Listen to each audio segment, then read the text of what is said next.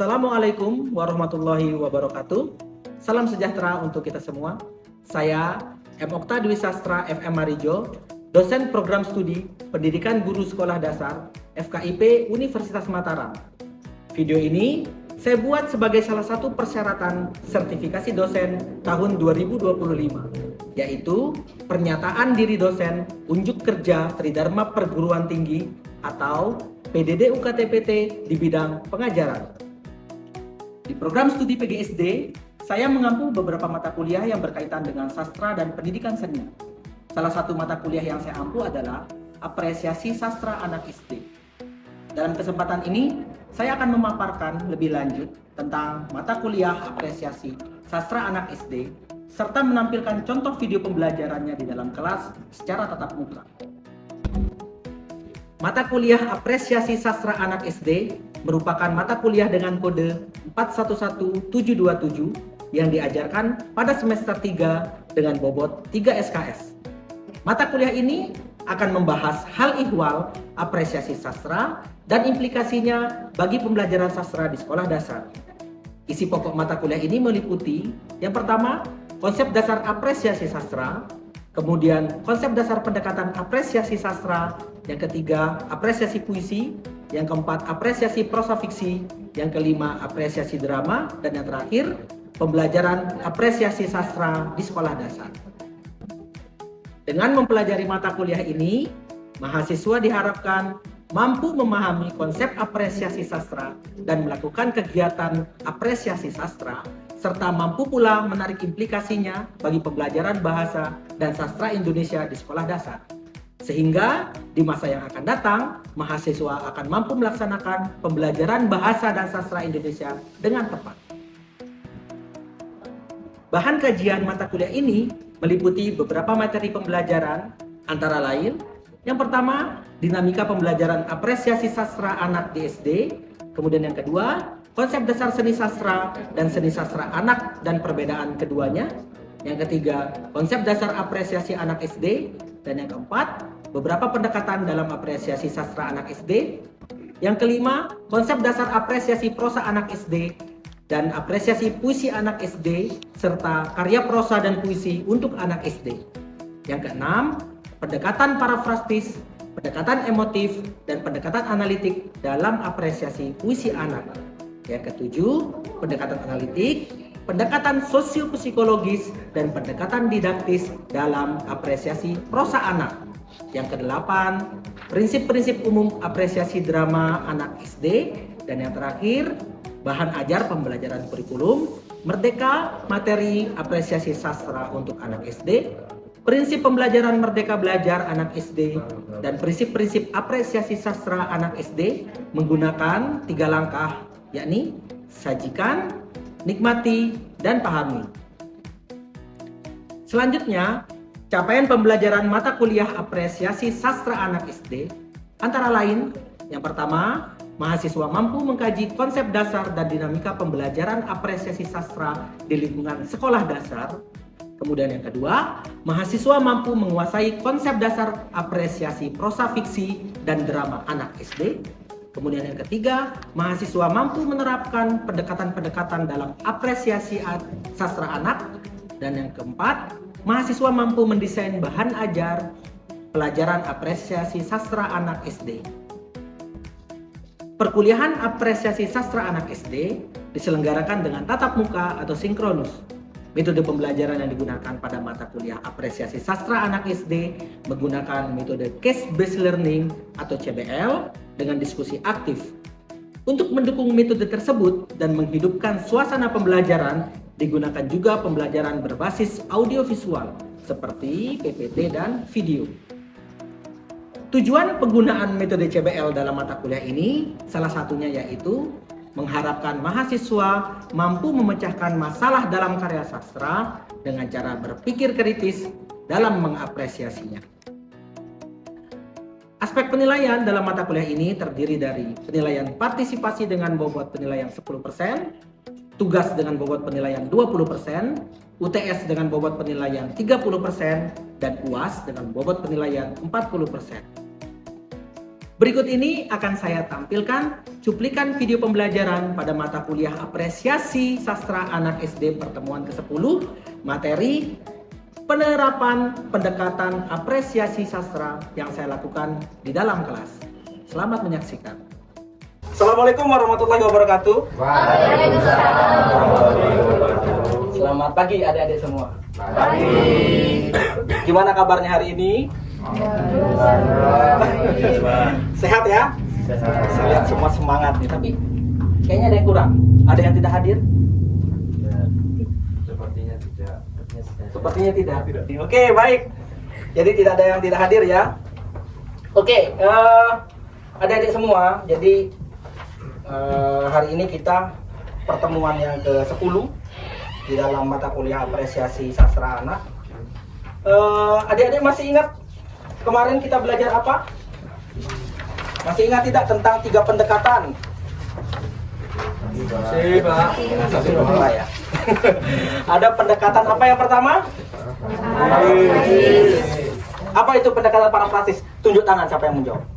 Oke, silakan.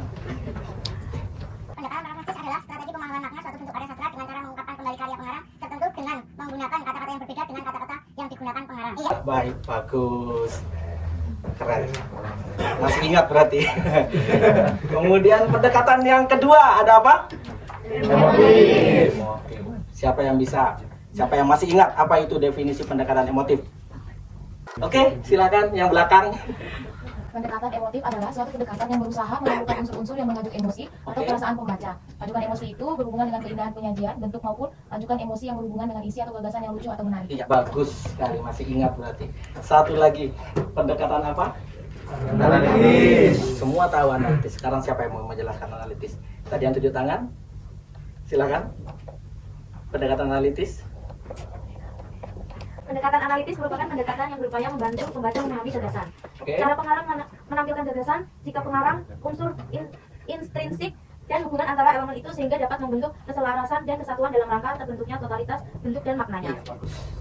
Saya rasa adik-adik semua sudah ini ya, masih ingat ya tentang 3 pendekatan kemarin yang kita pelajari. Oke, baik, bagus. Hari ini kita akan belajar tentang bagaimana pengaplikasian dari 3 pendekatan tadi dalam ilmu sastra, khususnya pada puisi anak. Adik-adik tahu puisi kan? Tahu. Ya, saya rasa semua tahu puisi gitu. Karena ini biasanya cowok-cowok ini sering gitu buat puisi ke pacarnya. Benar tidak? Oke, baik. Jadi nanti 3 pendekatan ini kita akan coba untuk aplikasikan ke dalam karya sastra puisi. Baik, jadi adik-adik di sini ada beberapa contoh tentang pendekatan parafrastis, kemudian pendekatan emotif sampai pendekatan analitis yang akan kita gunakan dalam mengapresiasi karya sastra. Tapi sebelumnya saya ingin tahu adik-adik masih tidak ingat pembelajaran yang kemarin tentang tujuan beberapa pendekatan tadi. Masih ingat tidak? Masih ya. Coba saya tanya dulu. 1. Tujuan dari pendekatan parafrastis itu apa sih? Silakan. Jadi untuk tujuan itu untuk menyederhanakan pemakaian kata atau kalimat untuk lebih memahami makna, terus mempertajam, memperluas dan juga melengkapi pemahaman makna. Oke, baik, bagus. Jadi seperti yang kita tahu, puisi itu kan bahasanya sangat belibet gitu ya. Bahasanya memiliki nilai estetika yang sangat tinggi. Tetapi dengan parafrastis artinya kita mencoba untuk mengubah. Adik-adik tahu parafrase kan? Tahu. Mengubah kalimat puisi itu menjadi lebih sederhana. Seperti ini contohnya misalnya. Ini puisi dari Hairil Anwar. Judulnya Aku. Kalau sampai waktuku, ku mau tak seorang kan merayu, tidak juga kau. Kita parafrase sekarang. Ini kan susah sekali kita maknai. Kalau sampai waktuku, ku mau tak seorang kan merayu, tidak juga kau. Kita parafrastis. Kita mengubah parafrasenya menjadi lebih sederhana. Jadi apa di sini? Coba siapa yang ingin membacakan? Silakan. Kalau si aku meninggal, ia menginginkan jangan ada seorang pun yang merayu, bahkan juga kasih atau istrinya. Ya, itu. Jadi kata-kata dari puisi ini dirubah menjadi lebih sederhana. Dari kata-kata puitis menjadi kalimat biasa. Dan nanti kalau misalnya, ini kan hanya potongan saja ya, Den. Kalau misalnya dia kalimat puisinya utuh, satu puisi yang utuh, maka dia akan menjadi cerita yang panjang gitu. Maka puisi itu bisa menjadi sebuah cerita pendek. Itu ya. Bagus, itu contoh dari pendekatan parafrastis. Kemudian yang kedua, pendekatan emotif. Siapa yang masih ingat tujuan pendekatan emotif di sini? Untuk apa? Silakan. Oke. Tujuannya adalah mengarahkan pembaca untuk mampu menemukan dan menikmati nilai indah dalam satu karya sastra tertentu, baik dari segi bentuk maupun dari segi isi. Oke, baik, bagus. Jadi yang namanya puisi itu kadang ketika kita tidak mengerti maknanya, kita tidak tahu indahnya puisi itu seperti apa gitu kan. Sama seperti ini. Aku kalau sampai waktu kuku mau tak seorang kan merayu, tidak juga kau. Itu kan kita tidak tahu keindahannya di mana gitu ya. Bagaimana sih indahnya gitu. Tapi ternyata ada keindahan ketika kita mencoba untuk menyelami lebih dalam lagi gitu dengan pendekatan emotif ini. Kita mencoba untuk menemukan unsur rasa. Di sini ada apa? Perasaan apa di sini? Iya, perasaan kecewa dan marah. Jadi itu. Jadi tujuannya adalah untuk menemukan unsur perasaan, unsur keindahan dalam sebuah puisi. Oke, kemudian yang ketiga. Apa? Pendekatan analitis. Siapa yang tahu tujuan dari pendekatan analitis ini apa? Ya, silakan. Tujuan pendekatan analitis adalah menggali unsur-unsur yang membangun sebuah karya puisi sehingga pembaca dapat mengetahui unsur keindahan yang tersembunyi dalam sebuah karya puisi. Oke. Perbedaannya dengan unsur pendekatan emotif tadi. Kalau analitis ini kita mencoba menggali unsurnya itu dari unsur intrinsik. Intrinsik artinya ada unsur yang membangun sebuah karya puisi. Di sini ada unsur batin dan ada unsur fisik. Unsur batin ada apa saja di situ? Ada tema, ada rasa, ada nada dan ada makna. Kemudian unsur fisik? Tipografi, imaji, kata konkret, bahasa. Itu. Jadi sangat kompleks pembangun sebuah puisi. Baik. Jadi sekarang adik-adik akan saya minta untuk mencoba 3 pendekatan tadi dengan puisi yang adik-adik pilih. Tadi kan saya sudah bagikan puisinya ya.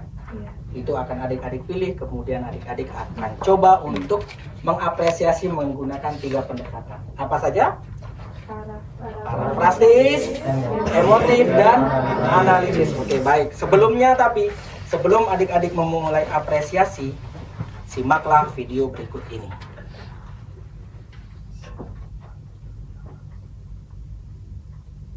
Ibu, kalau aku merantau lalu datang musim kemarau,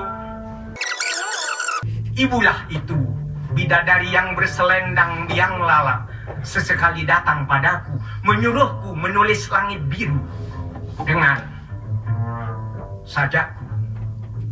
Oke, beri tepuk tangan dulu untuk Zawawi Imron yang ditulis pada tahun 1966. Nah, dari puisi tadi saya meminta adik-adik untuk mencoba mengapresiasi. Nah, sekarang saya minta adik-adik untuk mencoba memparafrastis. Kita tulis saja di sini ya. Parafrastis. Oke. Sekarang saya meminta adik-adik coba untuk memparafrastis atau memparafrase 3 baris di awal aja. Siapa yang bisa?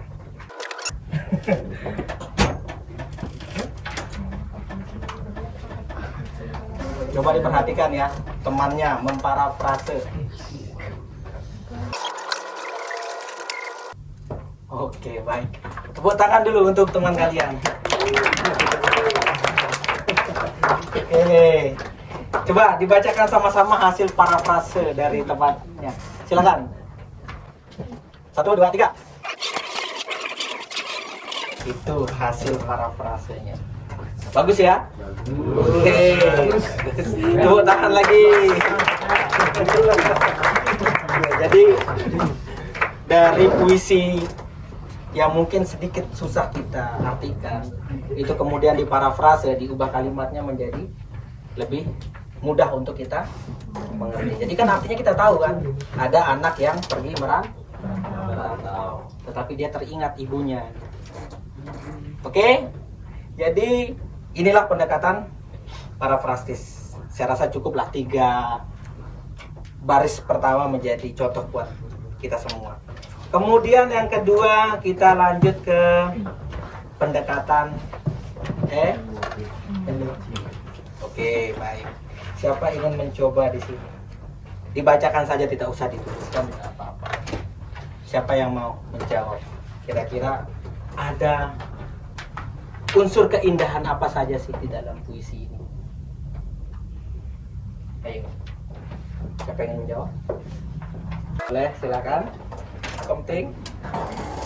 Mungkin dari lirik hanya mata air matamu ibu yang tetap lancar mengalir, itu menggambarkan betapa pengorbanan seorang ibu tidak pernah ada ujungnya. Oke, baik, bagus. Jadi itu ya, dari lirik hanya mata air matamu ibu yang tetap lancar mengalir, itu kan ada unsur keindahan di dalamnya. Kita mengetahui bahwa pengorbanan seorang ibu itu tidak ada ujungnya, gitu ya. Oke, baik, bagus. Saya rasa adik-adik sudah paham tentang pendekatan emotif.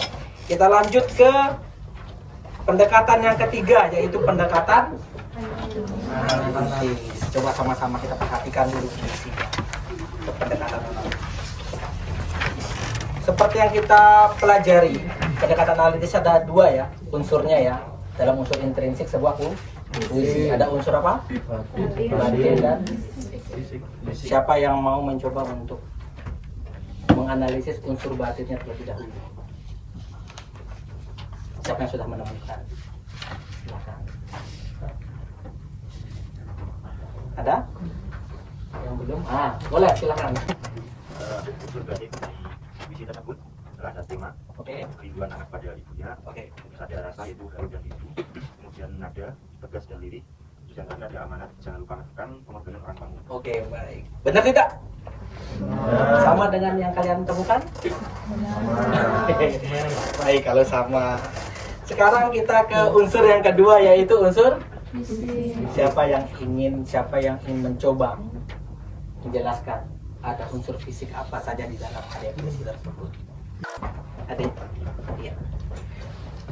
Untuk unsur fisik dari puisi tersebut ada diksi yang terdapat estetis atau kata yang siwalan, Oke. ekspresif dalam kata bila kasihmu ibarat samudra. Oke, cukup diksi aja dulu. Jadi di dalam unsur fisik di sini ditemukan diksi yang estetis gitu ya. Ada kata mayang siwalang. Oke, kemudian yang unsur yang kedua, rima. Siapa yang mau menjelaskan? Silakan. Kemudian yang kedua ada rima akhir baris dan pertengahan baris dengan kata merantau dan kemarau. Oke. Untuk pertengahan barisnya kata air dan mengalir. Oke, baik, bagus. Ada kata merantau dan kemarau, itu kan persamaan rima air dan mengalir, persamaan rima air. Ya, oke, baik, pintar. Kemudian tipografi, ada tidak tipografi ada ditemukan di sini? Tidak ada ya. Jadi tipografi itu nanti akan saya jelaskan lah. Di sini jadi tidak ada tipografi. Kemudian imajinya sekarang. Silakan. Siapa yang ingin menjelaskan imajinya? Boleh? Oke. Imaji, di sini ada 3 contoh. Yang pertama visual, Oke. yaitu sumur-sumur kering. Oke. Kemudian auditif, yaitu menyuruhku menulis. Dan terakhir taktil, yaitu sedang kopior. Iya, bagus. Seperti yang saya jelaskan tadi ya, unsur visual itu berarti unsur yang bisa dilihat. Sumur-sumur kering, orang melihat tidak sumur-sumur kering, itu kan ya. Ketika melihat sumur kering maka dituliskanlah di sini sumur kering, maka itu ada unsur visual. Kemudian auditif, itu pendengar. Apa di sini contohnya tadi? Menyuruh. Biasanya kalau orang disuruh itu pasti menggunakan ucapan gitu kan. Ayo nulis gitu kan. Jadi ibu menyuruhku menulis. Ada auditif. Kemudian yang terakhir taktil atau perasaan. Di sana ada apa? Ya, ada rasa sedap kopior yang dia rasakan di dalam lirik puisi tersebut. Oke, baik. Kata konkret sekarang. Nah, di sini kata konkretnya ada apa saja? Sebenarnya banyak ya. Tapi contohnya ada apa saja? Sama-sama saja. Ada apa? Oke, bagus. Ada sumur. Kemudian ada? Ya, lagi? Oke. Oke, gua ada? Oke, langit dan lain-lain ya. Dan masih banyak lagi yang lain, itu ada kata konkret. Kemudian yang terakhir, gaya bahasa. Gaya bahasa, majas apa saja yang digunakan di sini? Coba, siapa yang mau jawab? Silakan. Majas yang digunakan, yang pertama ada majas simile. Di kata kasihmu ibarat samudra. Kemudian majas yang kedua ada majas hiperbola. Dalam kata lokan-lokan, mutiara, dan kembang laut semua dari. Iya, bagus. Jadi ada dua majas yang ditemukan di sini ya. Ada majas simile dan majas hiperbola. Majas simile itu artinya membandingkan sesuatu. Di sini dibandingkan antara kasih sayang dan samudra. Kasihmu ibarat samudra. Kemudian yang kedua majas hiperbola, sesuatu yang dilebih-lebihkan. Lokan-lokan, mutiara dan kembang laut semua bagiku. Bayangkan saja kalau memang bagi dia semua gitu, lokan-lokan, kemudian mutiara, kembang laut, kita dapat apa? Gitu ya. Itu hiperbola. Oke, baik, bagus. Jadi saya rasa adik-adik sudah bisa menggunakan 3 pendekatan dalam menganalisis sebuah karya sastra. Sekarang kita mari membaca puisi. Oke. Satu orang sajalah. Kalau di sini kan ada 5 puisi. Nanti adik-adik akan memilih antara kelima puisi di sini untuk adik-adik apresiasi menggunakan 3 pendekatan tadi. Silakan dipilih salah satu. Tapi sebelum itu saya meminta salah satu saja mencontohkan pembacaan puisi. Kenapa? Sebelum kita mengapresiasi dengan tertulis, itu kita harus apresiasi juga dengan pengucapan. Artinya kita harus membaca dulu puisinya baru kita apresiasi. Nanti adik-adik juga seperti itu, ketika akan mengapresiasi baca dulu. Kalau bisa bacanya menggunakan suara. Siapa? Yang mau maju? Silakan. Contohkan pembacaan puisi.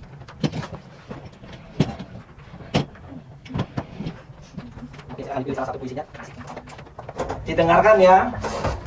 Nanti kita bisa nilai pembacaan puisinya. Silakan. Oke. Belajar pada pohon, karya Bambang Supranoto. Ingin kupahami rumpun pohon yang setia. Sejuk pun berhembus semilir dengan nada lembut mengalir. Oke, tepuk tangan dulu untuk komplit. Jadi ini suara pembacaan puisinya seperti ini ya, sudah pernah juara puisi ya. Oke, baik, itu tadi pembacaan puisi yang berjudul Belajar pada Pohon karya Bambang Supranoto. Tadi sudah bagus ya pembacaan puisinya ya. Ada yang kurang? Kira-kira? Tidak ada? Oke, baik. Oke, jadi adik-adik silahkan memilih salah satu puisi dari 5 puisi tadi untuk adik-adik apresiasi. Oke, ada yang ingin ditanyakan sebelum mengerjakan? Tidak ada? Oke, silahkan mengerjakan.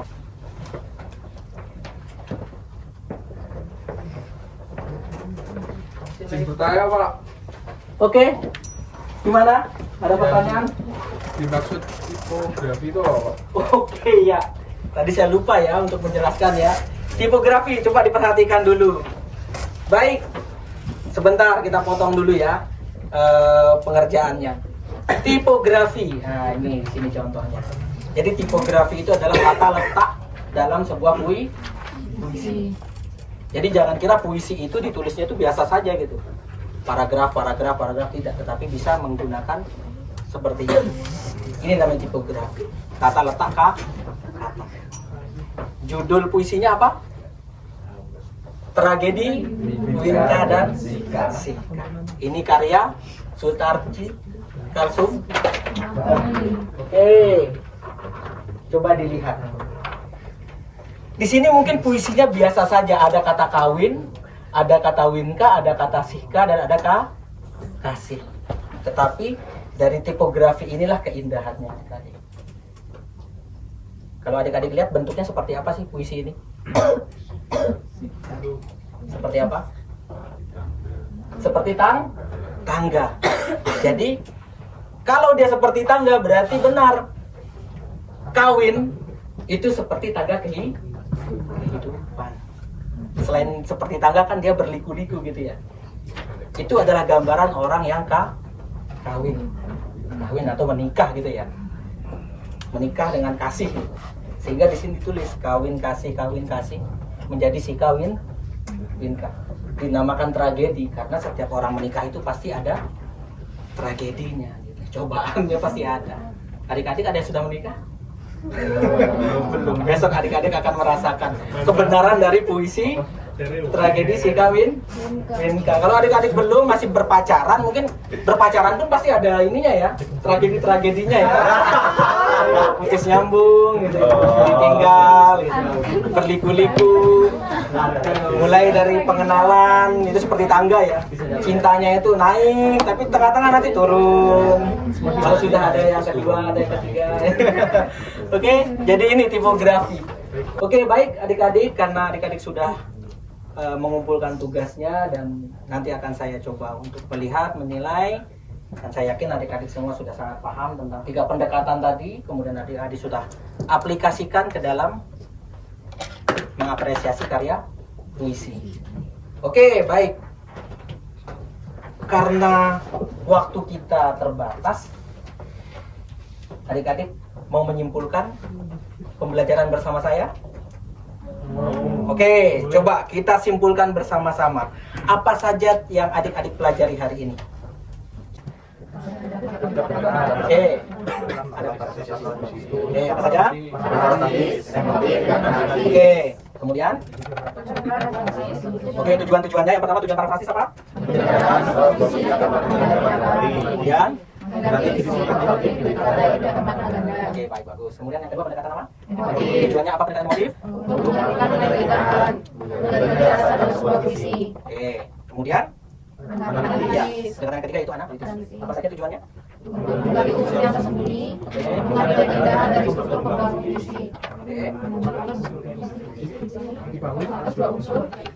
Oke, itu unsur apa saja? Iya, bagus. Apa saja unsur batin tadi?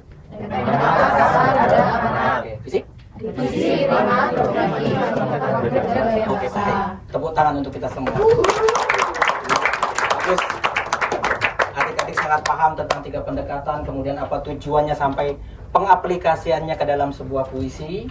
Jadi, saya ingin bertanya perasaannya adik-adik dalam belajar sastra seperti apa? Menyenangkan? Oke, baik, mungkin itu saja adik-adik semua. Terima kasih saya ucapkan atas kerjasama perhatiannya adik-adik dalam pembelajaran, dan saya berdoa semoga adik-adik semua dilancarkan studinya. Amin. Sampai nanti wisuda.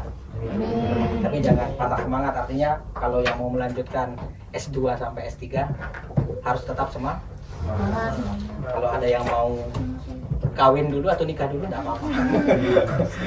Oke, baik. Terima kasih atas perhatiannya adik-adik semua. Semoga adik-adik semua dalam keadaan sehat selalu. Sampai jumpa minggu depan di pertemuan yang ke-11. Wabillahi taufiq wal hidayah. Wassalamualaikum warahmatullahi wabarakatuh. Selamat pagi. Demikian pernyataan diri dosen Unjuk Kerja Tridharma Perguruan Tinggi atau PDD UKTPT bidang pengajaran sebagai salah satu syarat sertifikasi dosen tahun 2025. Terima kasih. Assalamualaikum warahmatullahi wabarakatuh.